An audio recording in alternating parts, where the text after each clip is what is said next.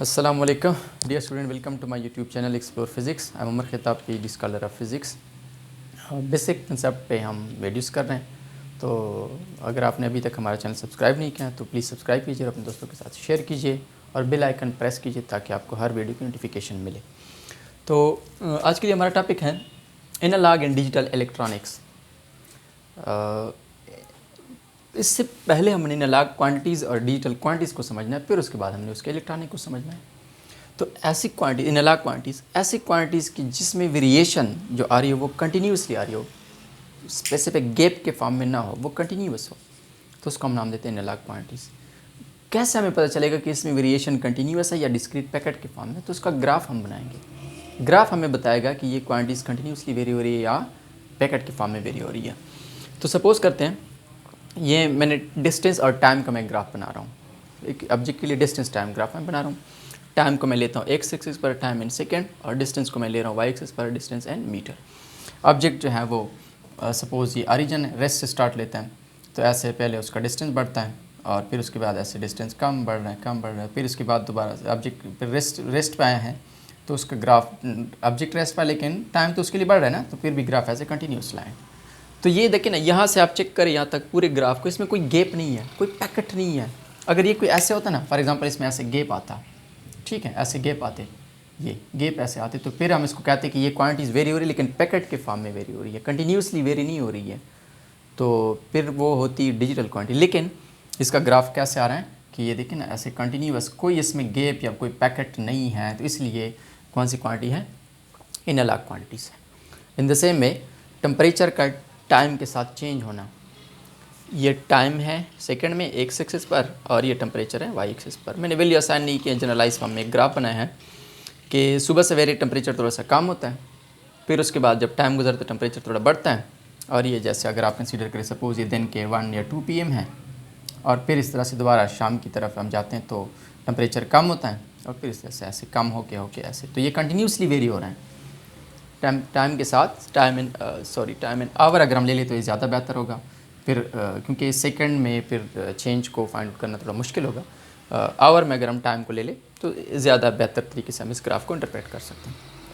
तो मतलब कि सपोज़ सुबह सवेरे सर्दी, फिर उसके बाद टेम्परेचर बढ़ रहा है, ऐसे फिर घट रहा है, कंटिन्यूसली चेंज हो रहा है, इसमें कोई गैप पैकेट के फॉर्म में नहीं है, तो इसलिए ये कौन सी क्वांटिटी है? ये एनालॉग क्वांटिटीज़ है।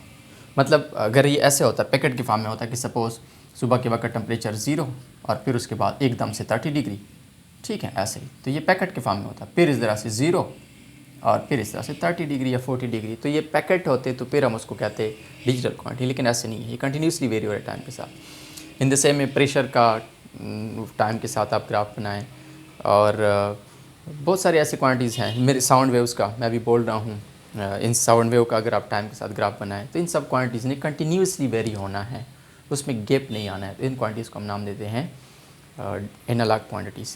तो वो इलेक्ट्रॉनिक कि जो एनालॉग क्वांटिटीज़ को डील करे, एनालॉग फॉर एग्जांपल, एक और example, AC circuit, AC current ऐसे, ठीक है, एसी करंट ऐसे कंटिन्यूसली वेरी हो रहा है, कंटिन्यूस पैकेट के फॉर्म में वेरी हो रहा है, तो वो इलेक्ट्रॉनिक कि जो इन सब एनालॉग क्वांटिटीज़ को डील करे उसको हम नाम देते हैं एनालॉग इलेक्ट्रॉनिक्स। और डिजिटल क्वांटिटीज़ क्या हैं? वो क्वांटिटीज़ की जो डिस्क्रीट पैकेट के फॉर्म में वेरी होती हैं उसको हम नाम देते हैं डिजिटल क्वांटिटीज़। उसमें मैक्सिमम वैल्यू जितनी भी है उसको 1 से रिप्रेजेंट किया जाता है और मिनिमम वैल्यू जितनी भी उसको 0 से रिप्रेजेंट किया जाता है। मैं आगे एग्जांपल से इंटरप्रेट कर लूँगा कि ये क्या मेरा मतलब है। For example sawtooth voltage, sawtooth voltage से क्या मतलब है? एक सा आरी को कहते हैं और टूथ उसके दांत की तरह, तो आरी के दांतों की तरह ये वोल्टेज लगते हैं, इसलिए इसको साटूथ वोल्टेज कहते हैं। इसमें जो भी वैल्यू है, सपोज़ करें ये ऐसे मैक्सिमम से मिनिमम, ये नॉर्मल वोल्टेज है, ठीक है, एसी वोल्टेज है। सपोज़ ये 20 उसका हाई है और ये 0 है और ये -20 ऐसे, ठीक है। तो साटूथ जनरेटर से अगर आप इसको कन्वर्ट करते हैं साटूथ वोल्टेज में, तो फिर मैक्सिमम वैल्यू को आप 1 से रिप्रेजेंट करेंगे और मिनिमम को 0 से, मैक्सिमम 1 0 इस तरह से। ये पैकेट के फॉर्म में, ये एक पैकेट, ये दूसरा पैकेट, ऐसे ये पैकेट के फॉर्म में वेरी हो रहा है। तो ऐसे क्वांटिटीज़ के जो पैकेट के फॉर्म में वेरी हो उसको हम नाम देते हैं डिजिटल क्वांटिटीज़। और वो इलेक्ट्रॉनिक के जो इन क्वांटिटीज़ को डील करे उसको हम नाम देते हैं डिजिटल इलेक्ट्रॉनिक। उसमें जो भी आप इनपुट देते हैं वो 0 और 1 के फॉर्म में इंटरप्रेट करते हैं। 1 को वो मैक्सिमम मानते हैं ज़ीरो को मिनिमम मानते हैं, उसको किसी और लैंग्वेज की समझ ही नहीं आती। फॉर एग्जांपल कंप्यूटर का अगर मैं मिसाल लूँ, कंप्यूटर क्या करता है, आप जो भी उसको इन्फॉर्मेशन देते हैं, कुछ लिखना चाहते हैं, सपोज़ कि उमेर इज़ अ गुड बॉय, तो आपने ABC के फॉर्म में लिखा, लेकिन कंप्यूटर आगे क्या कर रहा है, वो उसको 0 और 1 के फॉर्म में इंटरप्रेट कर रहा है और 0 1 के फॉर्म में उसको सेव कर रहा है। फिर आप स्क्रीन पर आप देखना चाहते हैं, ह्यूमन बीइंग हमेशा से डिजिटल को ऑब्जर्व नहीं कर सकते, उसको एनालॉग चाहिए ऑब्जर्वेशन के लिए, सेंस के लिए, फील करने के लिए। तो फिर कंप्यूटर स्क्रीन पे दोबारा से आपको लिख के देता है कि मेरे से गुड बॉय है, तो उसने फिर से क्या कर लिया, डिजिटल को एनालॉग में कन्वर्ट कर लिया। तो इस तरह से जो कंप्यूटर इन्फॉर्मेशन आपसे ले रहा है वो 0 और 1 के फॉर्म में, आप कुछ भी उसको दे रहे हैं वो 0 और 1 के फॉर्म में इंटरप्रेट कर रहा है।